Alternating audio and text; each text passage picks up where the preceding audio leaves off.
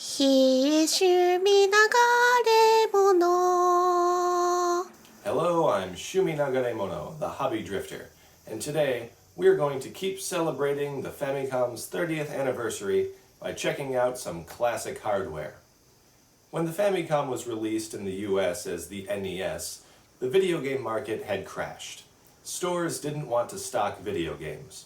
So, Nintendo did everything they could to market it as an entertainment system rather than a video game console. One of the ways they did that was by packaging it with some non-standard peripherals. There was the Zapper, of course, but there was also the robot operating buddy, R.O.B. And guess what? We got a robot of our own released for the Famicom. Let's take a look at the cleverly named Family Computer Robot. While early adopters of the NES got R.O.B. with the purchase of the system, Japanese gamers had to buy the thing separately. Released on July 26, 1985, the Family Computer Robot retailed for 9,800 yen. The robot comes protected in a flimsy styrofoam shell and a plastic bag. The humid temperatures in Japan, coupled with the plastic bag, foam, and cardboard, mean that a lot of these guys are suffering from pretty severe discoloration. This particular one was sealed up inside an external plastic case for decades, so I can spare you that sight. You're welcome. There are, of course, operating instructions included. R.O.B.'s colors matched those of the NES control deck, so of course, the Family Computer Robot's colors match those of the Famicom. This gives the robot a beige and maroonish color scheme. It really serves to make the robot look unique, even against thousands of other Japanese robots. It makes the robot feel more like a home appliance than less of a toy. You know what else the NES came with? A game for the robot to use.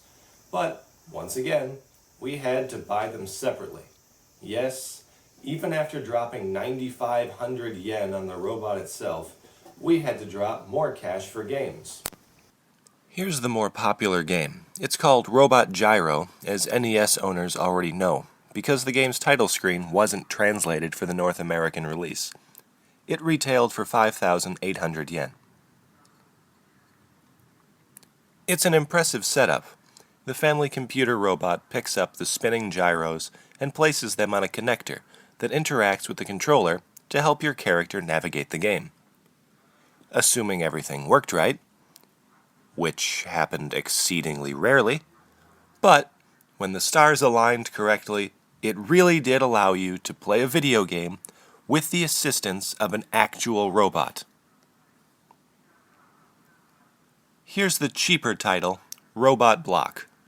It retailed for 4,800 yen.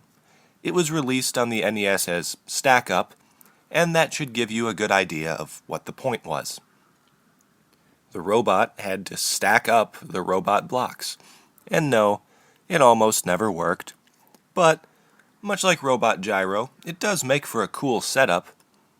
These things never worked very well, if at all, but they really are aesthetically pleasing, which admittedly probably wouldn't have been much comfort to the kid who put down 21,000 yen for the set instead of buying 3 or 4 actual games. I like that the Family Computer Robot exists. It was a really fun idea. Yeah, the technology wasn't really there to realize the concept, but the designers tried to do something different. It was a different time. It was a time where somebody could say, I want to play video games with a robot, and then work to make that happen. And why not? It's nearly 30 years later, and I still want to play a video game with a robot. I'd be all over a 3DS robot. The Family Computer Robot is a snapshot of not only where video games were in the mid-80s, but where we thought they'd be going. I'm Shumi Nagaremono, the Hobby Drifter, sending my thanks out to Nintendo for 30 years of happy hobbying. He is Shumi Nagaremono.